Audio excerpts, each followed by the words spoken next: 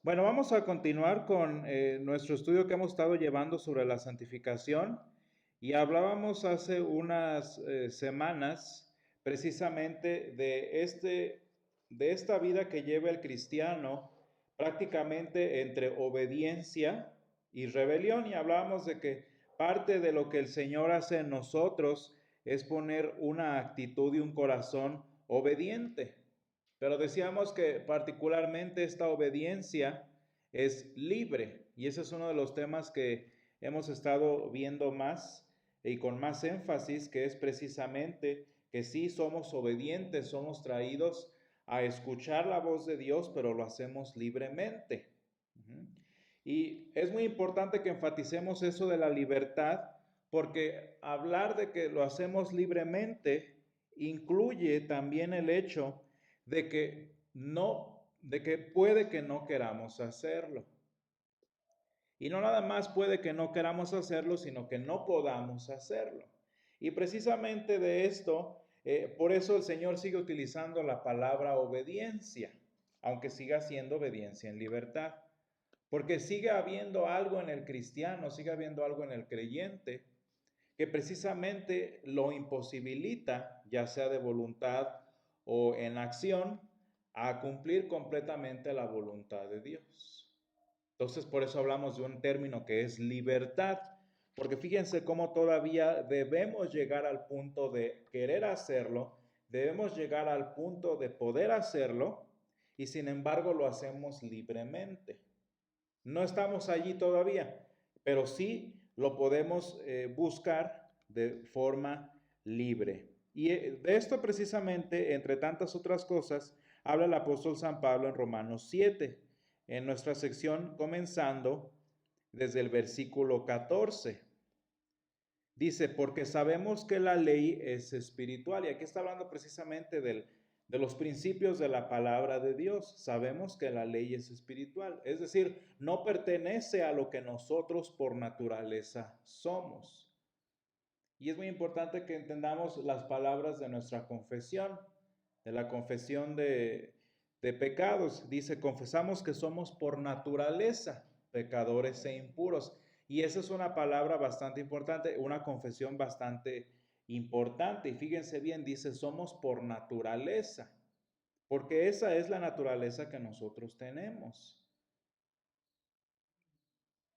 ¿Y a qué nos referimos con naturaleza? Pues precisamente a nuestra configuración como seres humanos, a nuestra presente condición. Y fíjense cómo San Pablo la contrasta en el versículo 14. Dice él, porque sabemos que la ley es espiritual, mas yo soy carnal. ¿Por qué? Porque precisamente San Pablo menciona en este aspecto que hay una ley que es la voluntad del Señor, que es lo que el Señor desea de nosotros, pero luego está nuestra naturaleza.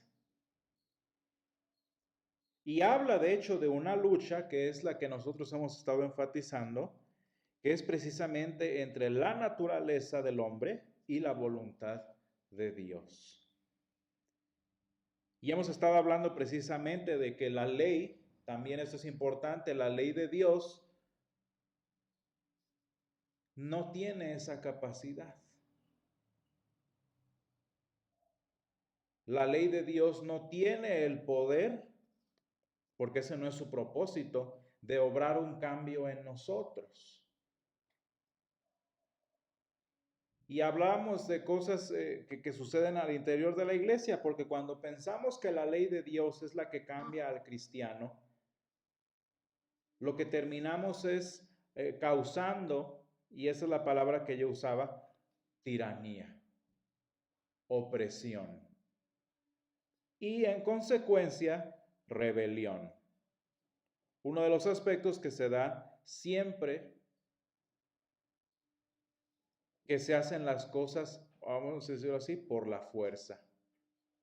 Entonces, fíjense, muy importante este aspecto a propósito de la palabra de Dios. La ley no tiene el poder de cambiar vidas. Y fíjense, muy importante es esto que lo entendamos en la vida de la iglesia, en la vida de las congregaciones como tal. ¿Por qué es muy importante que entendamos esto? Porque la inmensa mayoría de los sermones que no diferencian correctamente este propósito, este sentido de la ley de Dios, que no entienden la libertad de la ley de Dios, se les conoce, digamos, ya poniéndoles un título, se llaman sermones legalistas. Y fíjense cómo funciona esto, más o menos. Hablamos de algo que si lo haces bien resulta en algo, o algo que si lo cambias, que si lo modificas, tiene un resultado, tiene un efecto diferente al que se está viviendo. O simplemente, y eso es muy práctico, o sea, me estoy yendo a una versión muy práctica de este entendimiento de la escritura. Más generalmente y en mucha más mayoría, lo que sucede es que denuncio lo que estás haciendo mal, denuncio lo que no es correcto y te llamo a que lo cambies.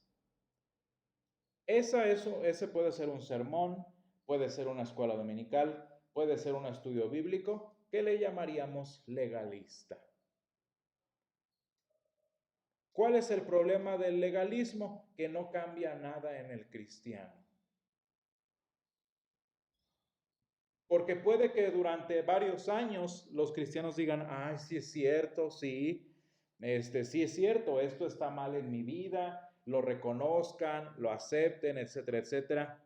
Todas estas cosas sí pueden suceder, porque pues obviamente es la palabra de Dios. Pero hay un punto en el que si no se da el crecimiento que solo el Evangelio produce, la naturaleza del hombre reacciona a la ley de Dios en rebelión. Y después de años, después de cambios, el cristiano se va para atrás. ¿Por qué? Porque no hubo un cambio en la persona. Y si lo único que lo mantiene a la vida de la iglesia, que lo mantiene unido a la palabra de Dios es la ley, va a haber un punto, quieran o no, en el que el corazón humano se va a rebelar. Porque pasó en el corazón de Adán y Eva, pasó en el corazón de los hijos de Noé, pasó en el corazón de los judíos, ha pasado siempre en la vida de los cristianos que cuando la ley es la que nos mantiene en la iglesia, cuando la ley es la que nos mantiene en los caminos del Señor, tarde o temprano lo que va a suceder es rebelión. Y digo, la rebelión es el efecto negativo más fuerte, porque el más común es la falta de crecimiento. La falta de crecimiento espiritual. Y fíjense bien, estamos hablando de cosas espirituales, cosas que no tienen nada que ver, en este caso, con lo que es ser carnal. Y este es el problema, esto es lo que sucede cuando la vida del cristiano es simplemente una vida de legalismo, porque esa es la palabra legalismo. Incluso desde antes de terminar rebelándose en contra de Dios, lo que sucede y lo que va a seguir sucediendo es que el cristiano no va a crecer. Claro, la palabra de Dios, porque de todas maneras la palabra de Dios es viva y eficaz, va a hacer muchos cambios en el individuo, muchos cambios en su vida, pero eso no significa que haya habido crecimiento espiritual. Porque lo mismo que puede enseñar la Escritura, lo puede enseñar los libros de cívica y ética. Lo pueden enseñar los libros de moralidad. Digo, dependiendo de cada principio.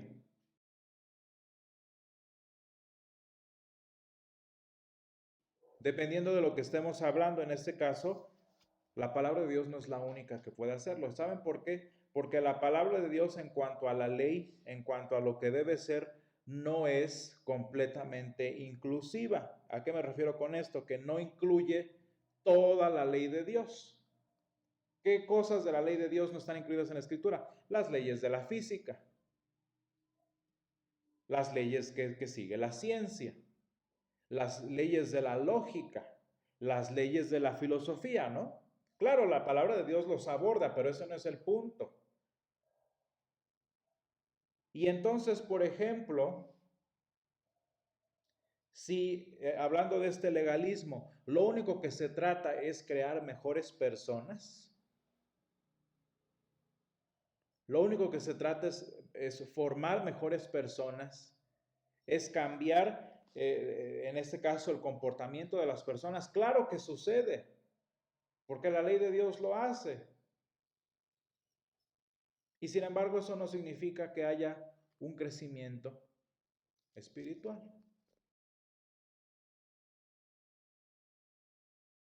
Fíjense, cuando nosotros vemos en nuestro país a las situaciones que todos conocemos, por ejemplo, muchas personas que llevan una vida perfecta, llevan una vida moral muy, muy destacada, pero eso no significa que crean en Dios o que sepan recurrir a Él en necesidad. ¿Se fijan cómo el crecimiento humano no es sinónimo del crecimiento espiritual? Y decía aquí una de mis notas que se me hizo interesante, porque lo que la palabra de Dios nos manda a hacer es hacer morir el viejo hombre. Dice el apóstol San Pablo, que esa es la palabra que curiosamente utiliza en Colosenses. Colosenses 3, fíjense el versículo 5, muy específicamente dice, haced morir pues lo terrenal en vosotros. Fíjense qué palabra tan específica usa San Pablo, porque no se trata de domar, no se trata de domesticar, se trata de hacer morir. Y este es el problema.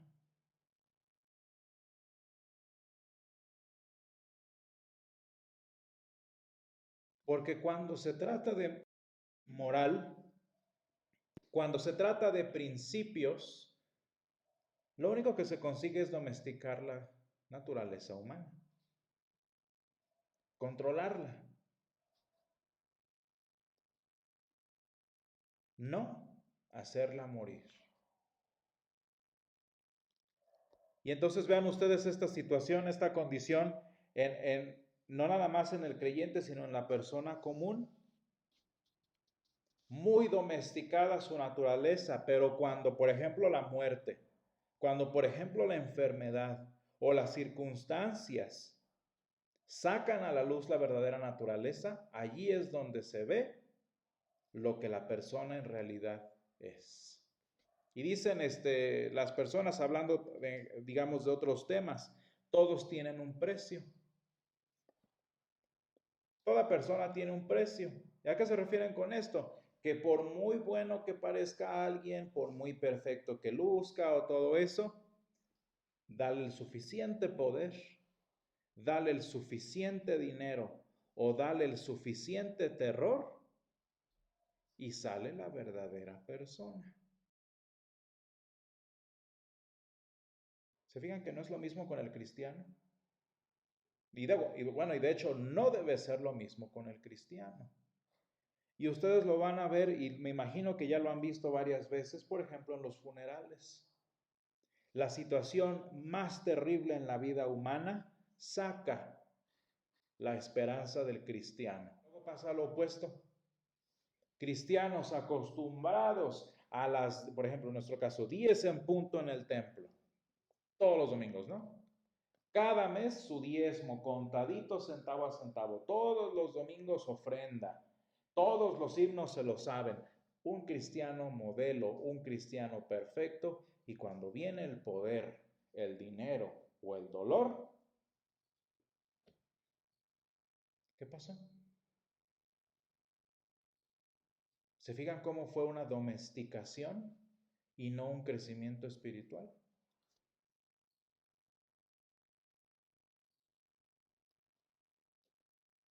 Entonces es muy importante esta diferencia que hace aquí mis notas con lo que dice la palabra. Es que no se trata de que lo controles, no se trata de que aprendas a vivir de esta forma. no, mira, es que aquí estás mal, no, mira, es que aquí no es lo correcto, mejor hazlo así, así. No, de eso no se trata, eso lo enseña el Señor también, obviamente. Para eso está la escuela dominical, por ejemplo, para eso está, digamos, la comunidad cristiana, pero ese no es el ministerio de la iglesia.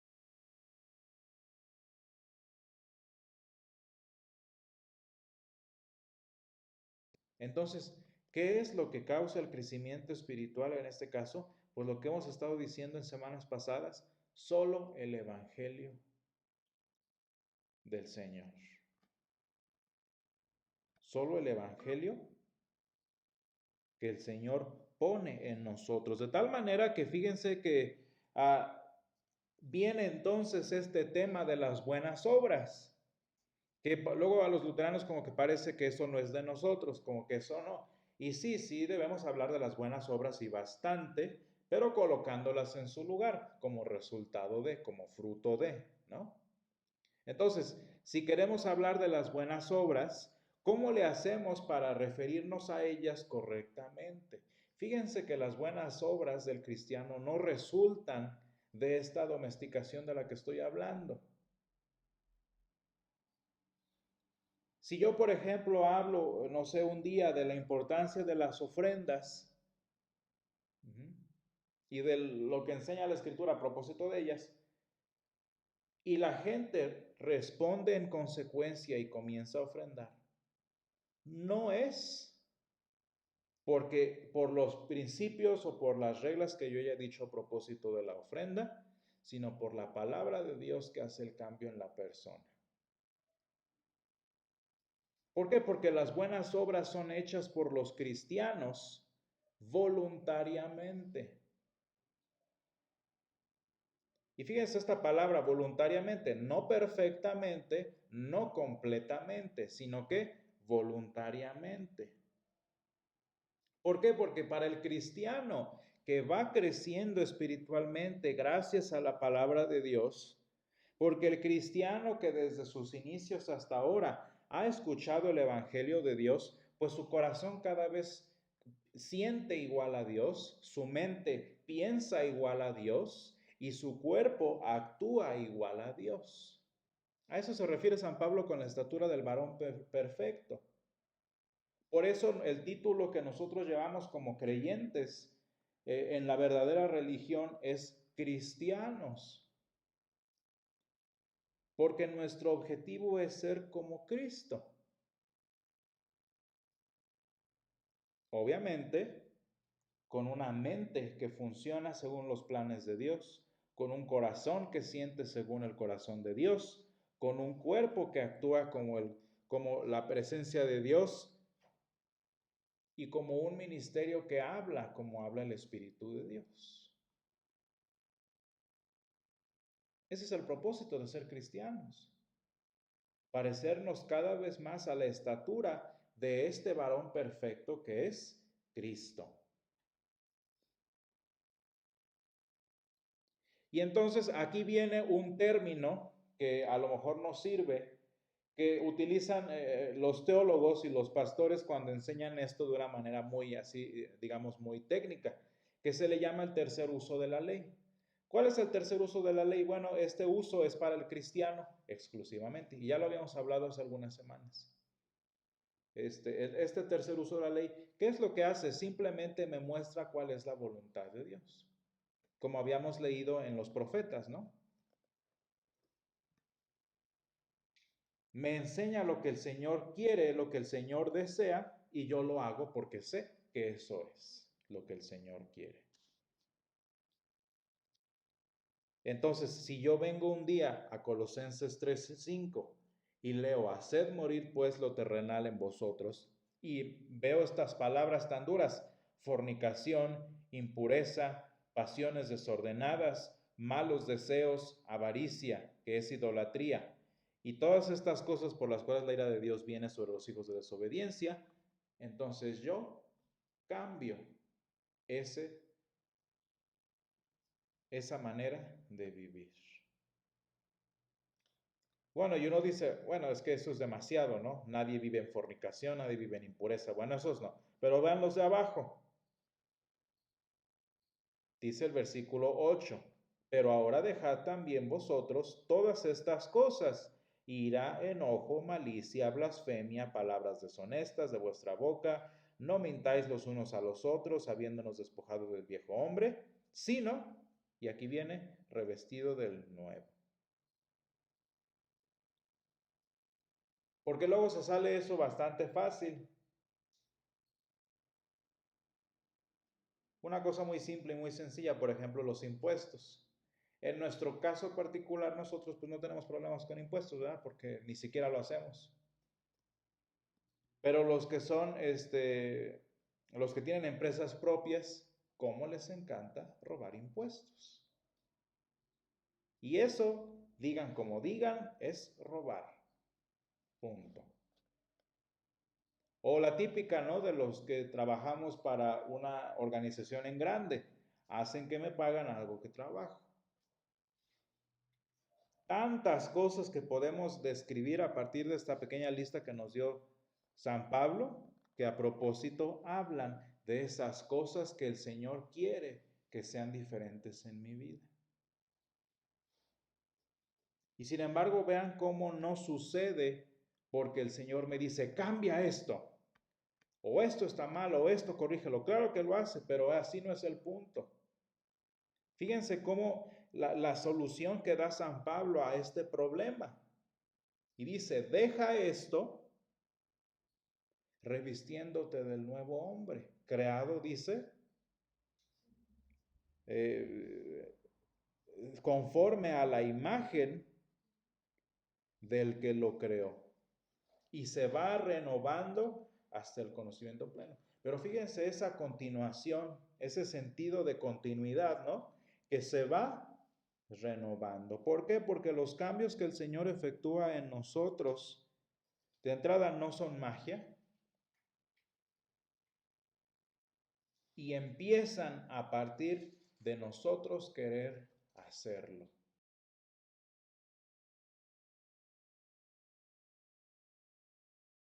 Cualquier circunstancia en mi vida que va en contra de la ley de Dios, así es el procesito, miren. Primero el tercer uso de la ley me dice cuál es la voluntad de Dios. Y yo la leo, me informo gracias a esa ley, y la palabra de Dios va cambiando mi corazón para que en primer lugar yo quiera hacer eso. Y una vez que yo quiero hacer eso, el Señor también me capacita en este nuevo hombre a poder hacerlo. Y muy importante entonces es este aspecto de continuidad, ¿no? Porque el Señor lo va haciendo poco a poco, poco a poco. Y este es un problema a veces para muchos, porque el Señor es más paciente que nosotros. Porque el Señor sí ve el crecimiento que se da en nosotros. Porque el Señor sí tiene la medida exacta de cuánto hemos crecido y cuánto no. ¿Por qué? Porque muchas veces nosotros, a veces los pastores, a veces la iglesia, a veces los hermanos no ven que cambia nada o no ven que pasa nada, cuando el Señor sí lo ve.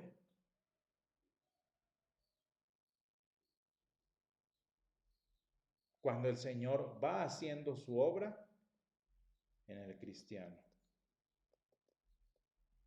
Entonces, vemos este aspecto importante que con lo que vamos a ir viendo estos propósitos que el Señor va haciendo en nosotros, que en primer lugar que un cristiano quiere hacer buenas obras.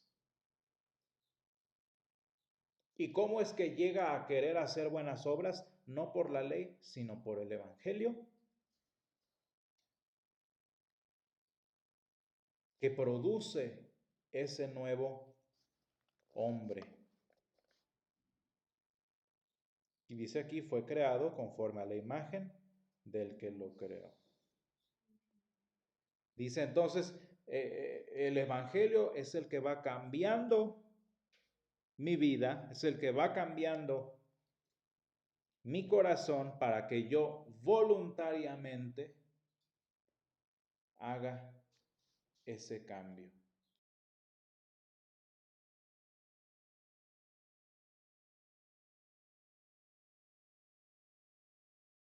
Y vamos a ir viendo que precisamente esta, como no lo iremos viendo aquí nada más, sino en nuestra propia vida, esta voluntad, esta intención de hacer las cosas como San Pablo nos dice en Romanos 7, que lo vamos a leer también dentro de 8 días, no es natural a la persona.